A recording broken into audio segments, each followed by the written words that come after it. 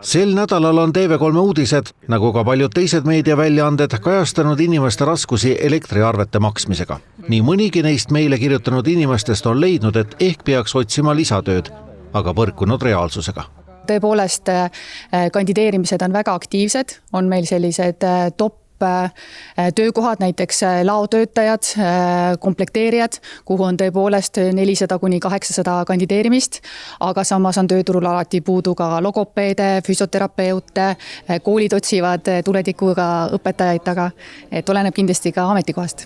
Kui aga erioskused puuduvad, et saada heale palgale või osakoormusega teist tööd juurde võtta, siis kirjutavad inimesed isegi Riigikogu liikmetele, paludes tööd või raha. Selgus täna Martin Helmega Riigikogu koridoris kõneldes. Küsivadki abi, küsivad mult, küsivad ka otse raha, küsivad ka seda, et kas on mingisugust lisatööd või mingit teenistust pakkuda, seda küsitakse kogu aeg. Minu vastus alati on selline, et Riigikogu liige teeb tööd selle jaoks, et Eestis oleks madalam elektrihind, madalamad maksud, parem majanduskasv ja et sa elaksid ise oma palgast ja pensionist ära, et see on see abi, mida ma proovin inimestele pakkuda, aga ma saan aru, et inimesel, kellel on tähtaeg tulemas ja toitu kapis ei ole, see vastus tegelikult ei lohuta. Valitsuse esindaja ütleb, et statistika on siiski rõõmustav, et töötute arv on vähenemas. Ma arvan, eks nii nagu ikka oleneb valdkonnas, kus inimesed töötavad. Et kui me vaatame suuri numbreid, siis Eestis on registreeritud tööpuudus on 6,5%. Ta on nüüd võrreldes viimaste aastatega vähenenud, mis tähendab iseenesest, et täiendavate oskustega töötajaid ju ettevõtjad otsivad.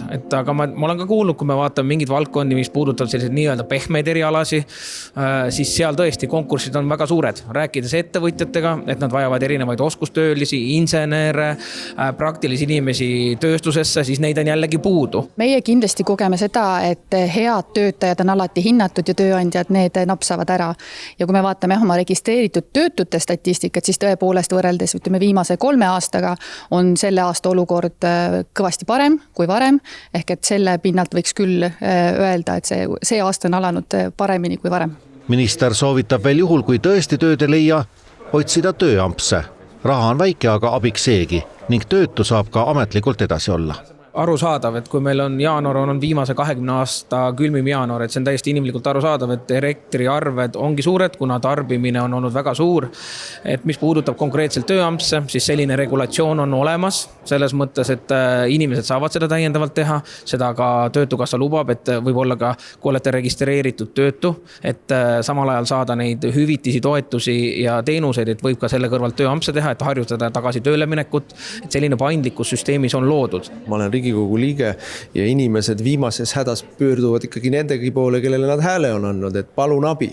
Et nii palju ei ole ahastavaid kirju tulnud mulle, ma ei mäleta, mis ajast saadik, või kas üldse kunagi. Et inimesed kirjutavad, et sissetulek on mul vot selline, kes saab seal mingisugust pensionit seal 600 eurost või miinimumpalka seal 800 eurost ja elektriarve on sama suur või suurem. Ja loomulikult siis elektriarve äramaksmise järelt ju tuleb süüa ka midagi või kuidas.